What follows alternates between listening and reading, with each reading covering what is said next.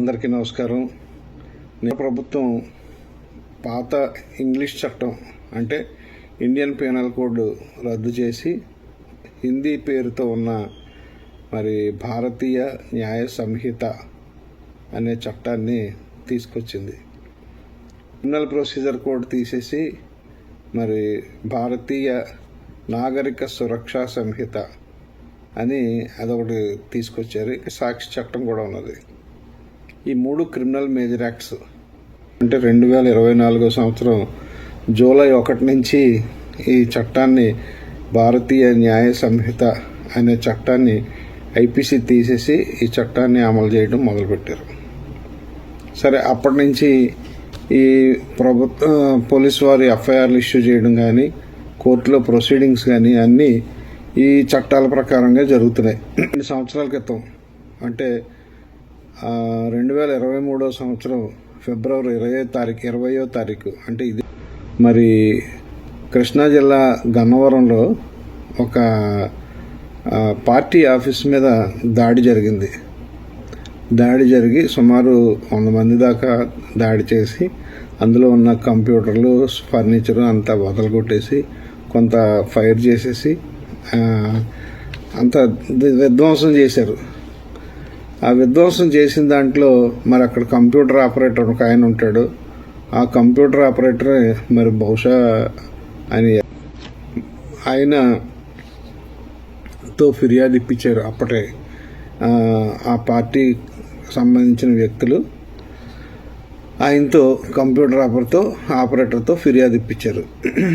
అయితే అప్పుడు ప్రతిపక్షం ప్రస్తుత ప్రతిపక్షం అప్పుడు అధికారంలో ఉన్నది కాబట్టి ఆ కేసులు సరిగా దర్యాప్తు చేయలేదని దాన్ని మళ్ళీ ఈ కొత్త ప్రభుత్వం వచ్చిన తర్వాత ఈ కేసుల దర్యాప్తుని మరి సిఐడికి అప్పచెప్పారు. ఎందుకంటే ఇలాంటి కేసులు కూడా అంటే పొలిటికల్గా ఉన్న కేసుల్ని చేయమని ఉంది. పొలిటికల్గా ఉన్న కేసులు ఛేదించాలి, పొలిటికల్గా ఇన్వాల్వ్మెంట్ ఉన్న కేసులు ఇన్వెస్టిగేషన్ చేయాలి. కానీ ఇది ఆల్రెడీ ఓపెన్గా ఉన్న కేసు ఇది. ఎందుకంటే చాలా వైట్ కాలర్ అఫెన్స్లు ఉన్నాయి. అవన్నీ చాలా మంది పబ్లిక్ మనీ ఇన్వాల్వ్ అయిపోయి ఉన్న కేసులు ఎన్నో కేసులు ఉన్నాయి. జయలక్ష్మి ఫైనాన్స్ కానీ లేకపోతే అగ్రిగోల్డ్ ఫైనాన్స్ కానీ ఇంకా కోఆపరేటివ్ సొసైటీ కేసులు చాలా కేసులు ఉన్నాయి. అందులో ప్రజల డబ్బులు చాలా పోయినాయి అందులో. మరి ఈ పాత ప్రభుత్వం కానీ ఈ కొత్త ప్రభుత్వం కానీ ఆ సిఐడిని కేవలం ఈ ఏదైతే రాజకీయంగా ఉన్న కేసులు ఉన్నాయో ఆ కేసులు ఇన్వెస్టిగేషన్ చేయడానికే వాడుకుంటున్నారు. గతంలో ఎప్పుడు లేదు ఇలాగా. గతంలో ఎప్పుడు ఏదైనా సిఐడి వాళ్ళు ఒక కేసు టేకప్ చేశారంటే దానికి ఒక ఇంపార్టెన్స్ ఉండేది. ఇప్పుడు సాధారణం అయిపోయింది. సిఐడి, ఏసీబీ కేసులన్నీ సాధారణం అయిపోయింది. ఎందుకంటే అచ్చెన్నాయుడు గారి కేసు ఏసీబీ వాళ్ళు ఇన్వెస్టిగేషన్ చేశారు. అలాగే అరెస్ట్ కూడా ఆయన ఏసీబీ వాళ్ళే చేశారు.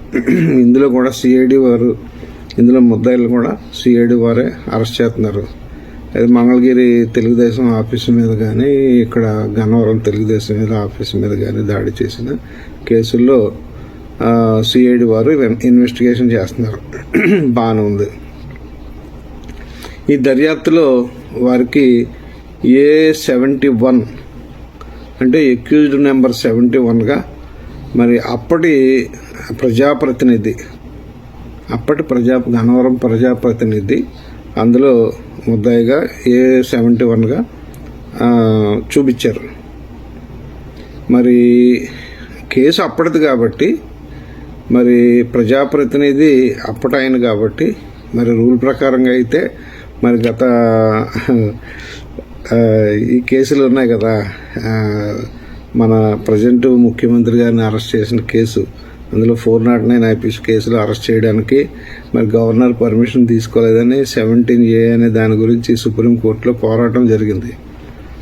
మరి కేసు అప్పటిది కాబట్టి మరి అందులో మరి ఆయన అరెస్ట్ చేయడానికి మరి గవర్నర్ పర్మిషన్ తీసుకోవాలనుకుంటాను. కానీ ఆ కేసు అన్నీ 41 నోటీస్ ఇచ్చే కేసులు అనుకుంటాను అయ్యి.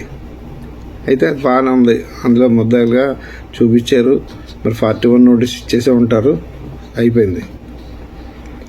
సరే, ఆయనతో అప్పుడు ఏం చేశారంటే ఎవరైతే కంప్యూటర్ ఆపరేటర్ ఉన్నారో ఆయనతో ఒక ఎస్సీ ఎస్టీ అట్రాసిటీస్ కేసు పెట్టి రిపోర్ట్ చేయడం జరిగింది ఆయన. సరే, ఎస్సీ ఎస్టీ అట్రాసిటీస్ కేసు అప్పటి మరి డిఎస్పీ గారు ఎవరో ఇన్వెస్టిగేషన్ చేసి ఉంటారు. ఆ కేసు నడుస్తుంది. ఇది ఇలా ఉండగా రీసెంట్గా గత నెలలో అనుకుంటాను, లేకపోతే ఈ నెలలో ఎవరైతే కంప్యూటర్ ఆపరేటర్ ఉన్నాడో ఆ కంప్యూటర్ ఆపరేటర్ దగ్గర కంప్లైంట్ తీసుకున్నారో పోలీసు వారు, ఆ కంప్యూటర్ ఆపరేటర్ గారు మరి డైరెక్ట్గా కోర్టు వారి సమక్షంకి వెళ్ళిపోయి మేజిస్ట్రేట్ గారికి నాకు ఏమీ సంబంధం లేదు, ఇందులో నాకు ఏ విషయాలు నాకు తెలియదు, నన్ను అనవసరంగా దీంట్లో ఇరికించారు, నేను నా ఇష్టపూర్వకంగా నేను ఇవ్వలేదు, నా కేసు నాకు ఏం సంబంధం లేదని ఒక అఫిడవిట్ ఫైల్ చేశాడు ఆయన. సరే, బాగానే ఉంది, అది ఆయనకి కంప్లైంట్ ఉన్న హక్కు అది. అయితే ఆ అఫిడవిట్ ఫైల్ చేసేసి బయటకు వచ్చేసారు. మరి ప్రత్యర్థులు ఊరుకుంటారా? ఎవరైతే ఎఫ్ఐఆర్ వేసారో అప్పట్లో మరి సరే, దీని మీద లోతుగా మరి ప్రెస్ వారే దర్యాప్తు అంటారు, పోలీసు కానీ లేకపోతే పార్టీ వారు కాదు, ప్రెస్ వారు దర్యాప్తు చేసి ఇదంతా అప్పటి ప్రజాప్రతినిధి, ఇప్పుడు మాజీ ప్రజాప్రతినిధి ఇవన్నీ చేశారు. అతన్ని మొన్న అతని ఇంటి దగ్గరికి వెళ్ళి ఈయనే స్వయంగా తీసుకొచ్చి ఆయన అబ్డక్ట్ చేసి ఆయన్ని తీసుకొచ్చి భయపెట్టి, అంటే ఎక్స్టార్షన్ అంటే బలవంతంగా ఈ స్టేట్మెంట్ రాయించి కోర్టులో పంపించారని చెప్పి ఒక ఎఫ్ఐఆర్ ఇష్యూ చేశారు. జనరల్ ఎస్సీ ఎస్టీ కూడా యాడ్ చేసి, మన తల్లిదండ్రులు ఇచ్చారో ఎవరు ఇచ్చారో తెలియదు. పేపర్లను బట్టి అర్థమైంది ఏంటంటే తల్లిదండ్రులు ఎఫ్ఐఆర్ ఇచ్చారని చెప్పి తెలిసిందే. సరే, ఎవరైతే ఈ కంప్యూటర్ ఆపరేటర్ ఉన్నాడో అతను చిన్న ఉద్యోగస్తుడు, లోకల్గా ఉన్న వ్యక్తి. మరి ఇంచుమించుగా 71 మంది అందులో ముద్దాయిలు, అంటే ప్రజాప్రతినిధి 71 నెంబరు, మరి ఇంకా ఎంతమంది ఉన్నారో తెలియదు. అలాంటి రిస్క్ ఆ అబ్బాయి చిన్న పిచ్చుకు లాంటి అతను అతను భరించగలడా? ఆ రిస్క్ని భరించగలడా? రాజకీయాలు మీకు ఎన్ని రాజకీయాలన్నా ఉండొచ్చు, అమాయకుల్ని మధ్యలో ఇరకాటంలో పెట్టకూడదుగా. మరి ఆ కుర్రాడు అందులో ముద్దాయిలుగా ఉన్నవాళ్ళు చాలా మంది అతనితో స్నేహంగా ఉండి ఉండొచ్చు. ఎందుకంటే గతంలో కూడా సేమ్ పార్టీ వాళ్ళు ఎవరైతే ముద్దాయిలు ఉన్నారో ఆ ముద్దాయిలు గతంలో ఇప్పుడు ఏదైతే పార్టీ ఆఫీస్ మీద దాడి జరిగిందో ఆ పార్టీ ఆఫీస్కి సంబంధించిన ఆ పార్టీకి సంబంధించిన వ్యక్తులే. అందులో వాళ్ళు ఈ అబ్బాయికి కూడా స్నేహితులు ఉండొచ్చు, బంధువులు ఉండొచ్చు. మరి అటువంటి వ్యక్తి మరి వాళ్ళ మీద ఇలాగ చేయడం కరెక్ట్ కాదని, పోనీ నిజంగా ఈ ఎవరైతే ప్రజాప్రతినిధి ఆయన ఇలా చేశాను అని చెప్పి ఆయన అడిగితే, సరే అయ్యగారు నేను ఇచ్చేస్తానని చెప్పి అది వాళ్ళు తయారు చేసిందే కోర్టులో ప్రజెంట్ చేసి ఉండొచ్చు, ఆయన కాదంట్లే.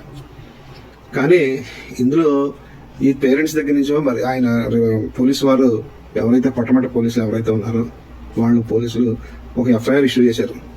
ఆ ఎఫ్ఐఆర్ ఏంటంటే 140 క్లాస్ 1 BNS అంటే కిడ్నాప్, తర్వాత kidnap are abduction.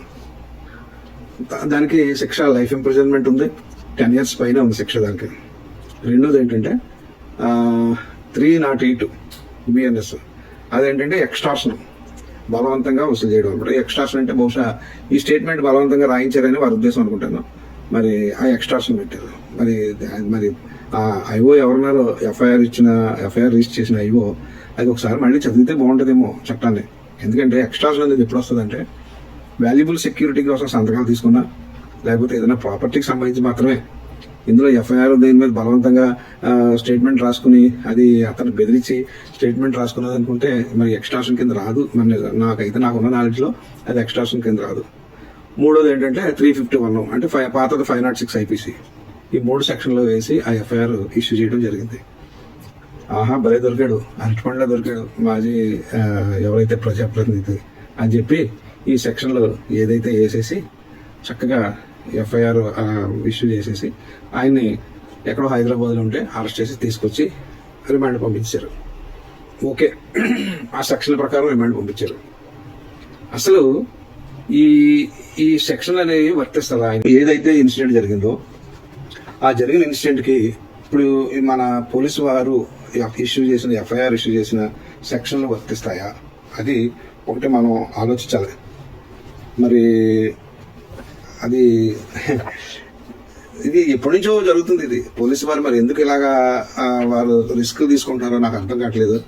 FIR issue జరిగిన దాని మీద ఇష్యూ చేయండి, అంతేగాని ఎవరో ఏదో చెప్పారని 10 years పైన శిక్ష పడితే 41 నుండి ఇవ్వక్కర్లేదు, వాళ్ళు రిమాండ్ పంపొచ్చు అని చెప్పి ఆ చెడు ఉద్దేశంతో మీరు ఎఫ్ఐఆర్లో సెక్షన్లో ఆ ఇంగ్రీడియంట్స్ లేకపోయినా సరే ఆ సెక్షన్లు వేసి ఈ చట్టాన్ని మిస్యూజ్ చేస్తూ ఏదైతే భారతీయ న్యాయ సంహిత ఉన్న దాన్ని అబ్యూజ్ చేస్తున్నారు, చట్టాన్ని అబ్యూజ్ చేస్తున్నాం, మన పోలీసే అబ్యూజ్ చేస్తున్నాం. మనం వారు పెట్టిన 140 Clause 1 BNS, సరే అదేంటో నేను చెప్తాను, ఒకసారి వినండి.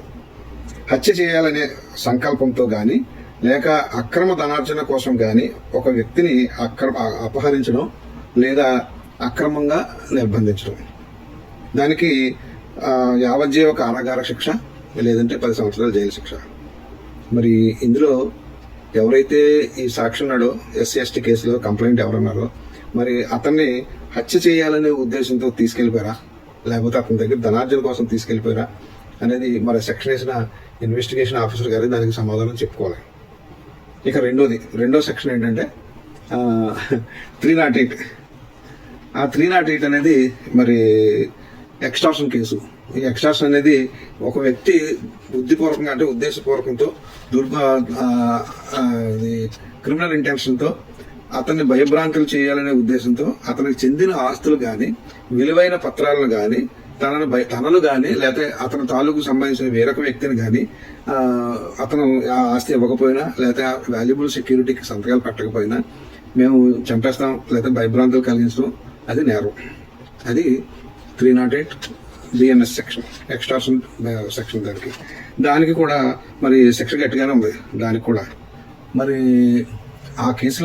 ఈ కేసులో మరి ప్రాపర్టీ ఉంది. మన అబ్బాయి కంప్లైంట్ SC/ST కేసు ఇచ్చాడు, తీసుకెళ్లి అతను నేను ఈ సంబంధం లేదు నాకు, నేను అసలు అప్పుడు నా మీద ఫోర్స్ చేశారు కాబట్టి నేను కంప్లైంట్ ఇచ్చాను అని చెప్పి ఆయన SC/ST కోర్టులో తన అఫిడవిట్ ఇవ్వడం జరిగింది. ఓకే, మీరు FIR ఇష్యూ చేయాలనుకున్నారు, FIR ఇష్యూ చేయాలనుకుంటే నేరమే. ఎందుకంటే ఒక ఫిర్యాదుని సాక్షిని నువ్వు సాక్ష్యం తిప్పి మాట్లాడరా అని చెప్పడం నేరమే, అది శిక్షార్హమైన నేరమే. 7 years దాని కన్విక్షన్.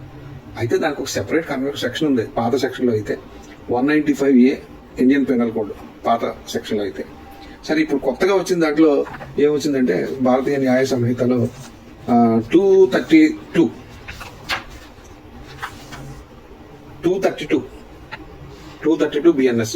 దీని ప్రకారం మరి FIR రిజిస్టర్ చేసినట్టయితే అది కూడా 7 years కన్విక్షన్ అయ్యే కేసే. కానీ ఇది వేస్తే అలాగా మరి ఎవరైతే ప్రత్యర్థులు ఉన్నారో వాళ్ళని రిమాండ్కి పంపడానికి అవకాశం ఉండదు కదా. ఎందుకంటే రిమాండ్ పంపాలి, ఖచ్చితంగా జైల్లో పంపాలి, అది మన ఉద్దేశం.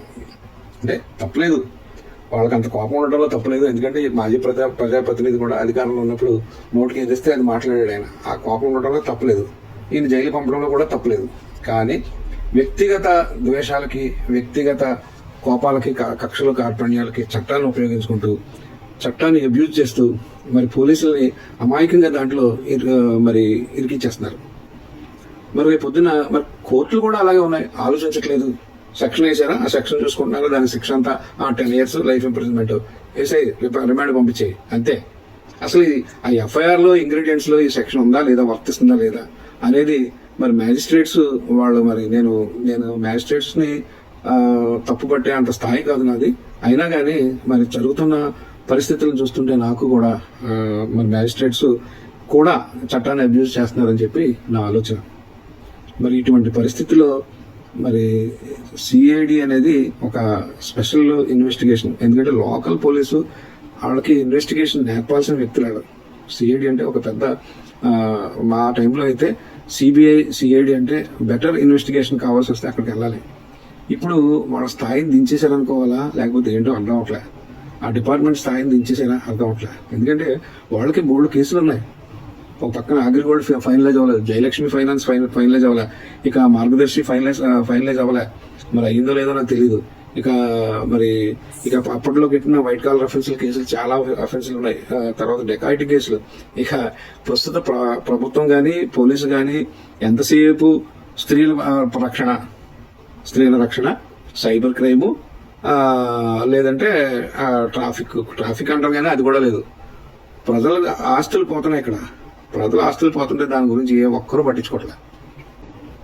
లోకల్గా ఉన్న సబ్ ఇన్స్పెక్టర్లు కానీ ఇన్స్పెక్టర్స్ కానీ పట్టించుకోవట్లే. ఘోరం ఏంటంటే మరి మన మాజీ DGP గారు ఆయన రిటైర్ అయిన రోజున కూడా ఆయన చెప్పడం జరిగింది. ఆయన ఎంత బాధపడుతూ చెప్పాడంటే ఫ్రీగా FIR రిజిస్టర్ చేసే అంత పరిస్థితి రావాలి అని ఆయన కోరుకున్నాడంటే ఆయనకి తెలుసు రిజిస్టర్ చేయట్లేదు మా వాళ్ళని తెలుసు, కానీ ఏమీ చేయలేని పరిస్థితి. ఎందుకంటే సామాన్య మానవులు ఎన్నో కేసులు ఎందుకంటే ఒక స్కూటర్ పోయింది అనుకోండి, ఆ స్కూటర్ కొనుక్కోవాలంటే మళ్ళీ సాధారణమైన వ్యక్తి ఆ స్కూటర్ కొనుక్కోవాలంటే 1,20,000 1,30,000 పెడితే కానీ ఆ స్కూటర్ రాదు. కానీ ఇన్సూరెన్స్ ఉంటాయి, అయినా కానీ పోలీసులు ఎఫ్ఐఆర్ ఇష్యూ చేయట్లే. ఈవెన్ ఎస్పీ గారి దగ్గరికి వెళ్ళినా సరే, జిల్లా పోలీస్ అధికారి దగ్గరికి వెళ్ళి కంప్లైంట్ చేసినా సరే కనీసం పోలీస్ స్టేషన్లో ఎఫ్ఐఆర్ ఇష్యూ చేయట్లే. మరి ఇలా చేయడం వల్ల మరి ఎస్పీలు వాళ్ళ స్థాయి తగ్గించుకుంటున్నారేమో ఒకసారి ఆలోచించు. నేను ప్రభుత్వానికి కానీ పోలీసుకి కానీ వ్యతిరేకం కాదు. కేవలం చట్టం ఎలా మిస్యూజ్ అవుతుంది, చట్టం ఎలా అబ్యూజ్ అవుతుంది అనేది నేను మా సామాన్యులకి ఎక్స్ప్లెయిన్ చేయడానికి, అసలు చట్టం ఏంటనేది ఎక్స్ప్లెయిన్ చేయడానికి మాత్రమే ఈ వీడియో చేయడం జరిగింది. ఎవరిని విమర్శించాలని కానీ లేకపోతే ఎవరిని తప్పు పట్టాలని కానీ, ఎస్పెషల్లీ మా పోలీసులను తప్పు పట్టాలని కానీ నేను చేయట్లా. కనీసం ఎప్పుడన్నా రేపొద్దున ఎవిడెన్స్ ఇచ్చినప్పుడు తెలుస్తుంది వీళ్ళకి బాధలు. కోర్టులో బోన్లో కూర్చొని ఎవిడెన్స్ ఇచ్చినప్పుడు చెప్తే అప్పుడు క్రాస్ ఎగ్జామినేషన్ లో సరైన అడ్వకేట్ ఎవరన్నా, క్రిమినల్ అడ్వకేట్ ఎవరన్నా డిఫెన్స్ కి వచ్చుంటే అప్పుడు చెమటలు పట్టేస్తాయి ఇన్వెస్టిగేటింగ్ ఆఫీసర్కి. ఇప్పుడు చూడండి, ఆ జత్మలాని కేసులో ఏమైంది, ఐపీఎస్ ఆఫీసర్లు కూడా సస్పెండ్ చేసేసి రిమాండ్ పంపడానికి ప్రయత్నించారు. అదృష్టం కొద్ది హైకోర్టు వారు వాళ్ళకి బెయిల్ ఇవ్వడం జరిగింది. డిఎస్పీ గారు, ఒక డిఎస్పీ, 3 ఐపీఎస్ ఆఫీసర్లు, ఒక సిఐ, ఇంతమందిని మరి ఇలాంటి ఎవరో చెప్పారని చేసినందువల్ల కదా. ప్రభుత్వం ఏదైనా ప్రభుత్వంలోని వ్యక్తులు ఎవరైతే ప్రజాప్రతినిధులు ఉన్నారో వాళ్ళు చేశారని, వాళ్ళు చెప్పారని వీళ్ళు తప్పుగా చేసినందువల్ల కదా ఈ రోజు ఈ పరిస్థితి వచ్చింది వాళ్ళకి. రేపొద్దున మీరు కూడా ఇదే పరిస్థితి ఫేస్ చేయాల్సి వస్తుంది. మరి ఆలోచించుకోండి. మరి తస్మాత్ జాగ్రత్త అని నేను అన్నగానే మన ఐఓలు ఎఫ్ఐఆర్ ఇష్యూ చేసినప్పుడు మీరు పైనుంచి వస్తాయి ఇన్స్ట్రక్షన్స్, పలానా సెక్షన్లో వేయండి అని. పోనీ ఎఫ్ఐఆర్ ఆ రకంగా రాసుకోవచ్చుగా, ఎఫ్ఐఆర్ లో ఉన్న ఇంగ్రీడియంట్స్ ఆ రకంగా రాసుకుని మీరు ఎఫ్ఐఆర్ ఇష్యూ చేయొచ్చు కదా. అది లేదు, ఇది లేదు, పైనుంచి ఇన్స్ట్రక్షన్స్ వస్తున్నాయి, ఇక్కడ నుంచి ఏదో ఎఫ్ఐఆర్ ఇష్యూ చేసేస్తున్నారు, వాళ్ళు రిమాండ్ పంపించాలి అంతే. మన గోల్ ఏంటంటే ప్రత్యర్థిని రిమాండ్ పంపడమే. అలాగా మనం కొందరు వ్యక్తులకు వాళ్ళ కక్ష తీర్చుకోవడానికి మనం ఆయుధంగా తయారవుతున్నాం. నిజంగా అబ్బాయి ఎవరైతే ప్రజాప్రతినిధి బెదిరించి నందువల్ల అతను వెళ్ళి అఫిడవిట్ ఇస్తే మాత్రం అది దానికి నేనేం చెప్పలేను. కానీ నిజంగా మనస్సాక్షి గర్దించి అతనే గాని తనంతా తానుగా వెళ్ళి నాకు ఈ సంబంధం లేదు, ఇందులో నాకు సంబంధం లేదని చెప్తే నిజంగా ఆయనకు సెల్యూట్ చేయాలి. ఎందుకంటే ఎస్సీ ఎస్టీ కేసుల్లో ప్రతి కేసుల్లో కూడా ఎస్సీలని ఆయుధాలుగా ఉపయోగించుకుంటున్నారు. మరి అది మరి మొన్న సుప్రీంకోర్టు కానీ హైకోర్టులు కానీ చాలా వరకు ఈ ఎస్సీ ఎస్టీ చట్టం ఒకటి, 498 చట్టం ఒకటి, ఇవన్నీ మిస్యూజ్ అవుతున్నాయి. కాబట్టి దీని గురించి వీటి మీద సరిగా పోలీసులు దర్యాప్తు చేయాలనే ఉద్దేశంతో, అందుకనే ఇప్పుడు కొత్త చట్టంలో ఏమొచ్చిందంటే భారతీయ నాగరిక సురక్ష దాంట్లో ఏమొచ్చిందంటే సురక్షా సంహిత BNSS దాంట్లో ఒక ఎఫ్ఐఆర్ ఇష్యూ చేయాలంటే 15 రోజులు ప్రిలిమినరీ ఎంక్వైరీ చేసి, మరి అది ఎంతవరకు సమంజసమో నాకు తెలియదు, డిఎస్పీ గారు పర్మిషన్తో ఎఫ్ఐఆర్ ఇష్యూ చేయమని ఉంది. గతంలో అలా కాదు, ఓన్లీ కాగ్నైజబుల్ అఫెన్స్ పోలీస్ స్టేషన్లో SHOకి రిపోర్ట్ ఇస్తే దాన్ని వెంటనే ఎఫ్ఐఆర్ ఇష్యూ చేయాలి. మరి ప్రజెంట్ మరి ఇలా వచ్చింది, చట్టం ఇలా ఉంది. కాబట్టి మరి చట్టం ప్రభుత్వాలు ఏ చట్టం అయితే మరి పార్లమెంట్లో చేసిన చట్టాలు ఇవ్వండి. కాబట్టి మనం దాన్ని ఫాలో అవ్వాల్సిందే. అది మంచి చెడు అనేది మనకు అనవసరమైన విషయం, ఫాలో అవ్వాల్సిందే. కానీ ఇవన్నీ రివ్యూ చేసుకోవాలి మళ్ళీని. ఎందుకంటే ఇండియన్ పెనల్ కోడ్లో కిడ్నాప్ అంటే ఏంటి, అబ్డక్షన్ అంటే ఏంటి క్లియర్ గా దాంట్లో ఉంటుంది. అబ్డక్షన్ లో ఎన్ని రకాలు ఉంటాయి. వివాహం చేసుకోవడానికి, ఒక స్త్రీని వివాహం చేసుకోవడానికి బలవంతంగా తీసుకెళ్లిపోవడం, ఒక మైనర్ గాళ్ళని బలవంతంగా తీసుకెళ్లిపోవడం, ఒక స్త్రీని వేరొక వ్యక్తి దగ్గర పడుకోబెట్టడానికి ఆ అమ్మాయిని తీసుకెళ్లిపోవడం, ఇవన్నీ దేనికైతే విడగొట్టి అప్పుడు ఆ చట్టాలు ఉన్నాయి. అప్పుడు శిక్షలు ఉండి, ఇప్పుడంటే కామన్ గా సంవత్సరం లైఫ్ ఇంప్రిజన్మెంట్, 10 సంవత్సరాలు జైలు. మరి ఇది ఎంతవరకు కరెక్ట్ అనేది మళ్ళీ ఒకసారి రివ్యూ చేసుకుంటే మంచిది. ఎందుకంటే ఇప్పుడు ఈ రోజు చూడండి, నిజంగా చేసిన పని, పోలీసు వారు చేసిన పని దాన్ని జస్టిఫై చేసుకోవడానికి మరి ఎవరైతే ప్రజాప్రతినిధి ఉన్నాడో ఆ ప్రజాప్రతినిధి ఎవరైతే ఫిర్యాదు చేశాడో ఆ కుర్రాడిని లిఫ్ట్ లో తీసుకెళ్తాడంట. ఆయన లిఫ్ట్ లో తీసుకెళ్తున్నాడు, అదే కిడ్నాప్. కాబట్టి దాన్నే మరి కోర్టు వారు కూడా దాన్నే నమ్ముతున్నారు. అసలు దీంట్లో ఇంగ్రీడియంట్స్ లో క్లియర్ గా రాసింది. దాన్ని హత్య చేయడానికి కానీ లేదంటే ఆస్తిని లాక్కోవడానికి కానీ అతన్ని మరి కిడ్నాప్ చేస్తే ఇది జరుగుద్ది. మరి ఒక కేసు, ఒక దాంట్లో ఒక న్యూస్ లో ఏమొచ్చిందంటే ఇది పాతది 370 IPC అంటే దాన్ని ఏమంటారు, ట్రాన్స్పోర్ట్ చేయడం అనమాట. దాన్ని ఆ సెక్షన్ పాతదానికి ఇప్పుడు కొత్త సెక్షన్ 143 Clause 1 బిఎన్ఎస్ సెక్షన్ మరి దాన్ని చూపించారు మరి కొన్ని పేపర్లో కానీ కొన్ని దీంట్లో కానీ. అది కూడా ఒకవేళ నిజంగా ఆలోచిస్తే అది కూడా రాదు, అది కూడా వర్తించదు. దాంట్లో ఆ 143 క్లాస్ 1 కూడా వర్తించదు. కారణం ఎందుకంటే ఆ 143 క్లాస్ 1లో కూడా క్లియర్ గా దాంట్లో రాసి ఉంది. అందులో ఏముందంటే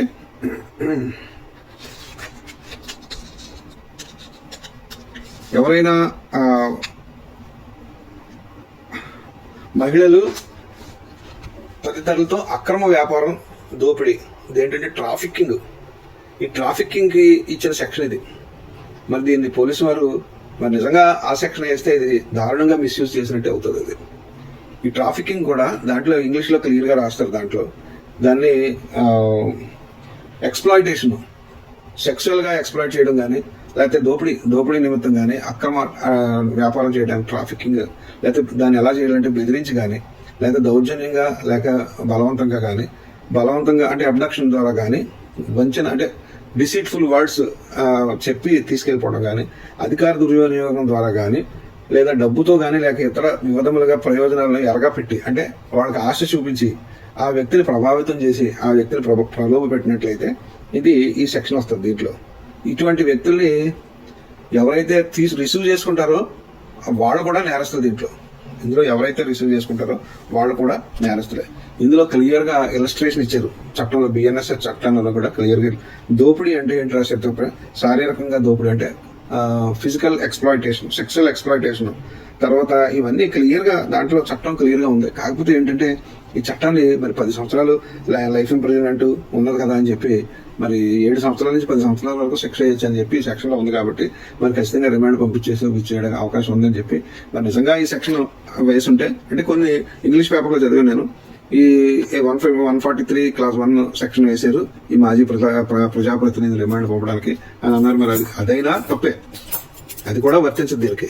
కేవలం దీనికి వర్తించాలంటే ఒకే ఒక సెక్షన్, అదే 292 బిఎన్ఎస్ యాక్ట్. అదేంటంటే ఒక సాక్షిని బెదిరించి నువ్వు తప్పుడు సాక్ష్యం చెప్పమని బెదిరిస్తే అది నేరమే. అది కూడా 7 సంవత్సరాల నుంచి 7 సంవత్సరాలు జైలు శిక్ష వేసే నేరం. అది ఆ నేరం వేసుకుంటే బాగుండు కదా. కాకపోతే ఏంటంటే 41 నోటీస్ ఇచ్చి 41A నోటీస్ ఇచ్చేసి బెయిల్ ఇచ్చేసే అవకాశం ఉంటుంది.